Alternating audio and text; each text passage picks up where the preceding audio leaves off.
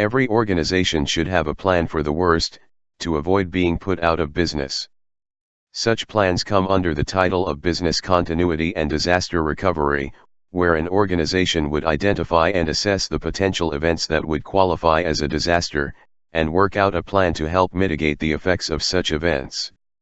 There are certain events that would totally shut down an organization's operations and business, and these include natural ones such as a flood or an earthquake, or human-related such as a fire or an electricity outage.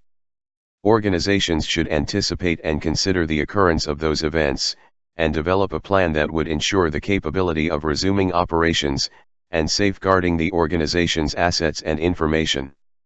The plan should normally be supported by policies and procedures that would guide the personnel on how to deal with the potential diverse events.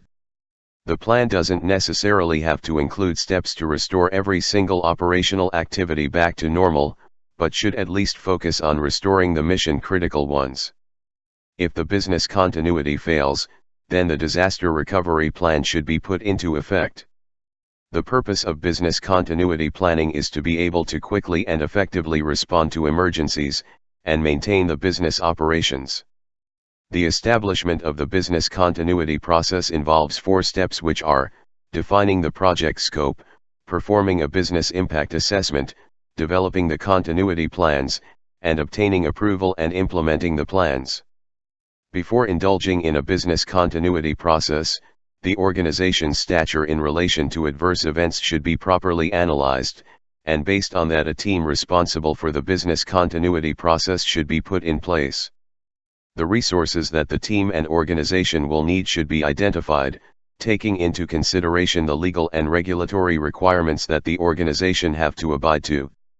The first step in assessing an organization's stature is to identify the relevant stakeholders, and take their input about what will help in the process planning. These stakeholders include the roles responsible for critical services, the operational and maintenance departments, and the senior management who could provide insights about the organization's expectations when it comes to business continuity. This activity is normally performed by the personnel leading the business continuity process. The next step is to bring together the team that will be responsible for the process, which should include specialized IT and security personnel, along with relevant business representatives who have an understanding of how the operations actually work, and who are responsible for critical business functions.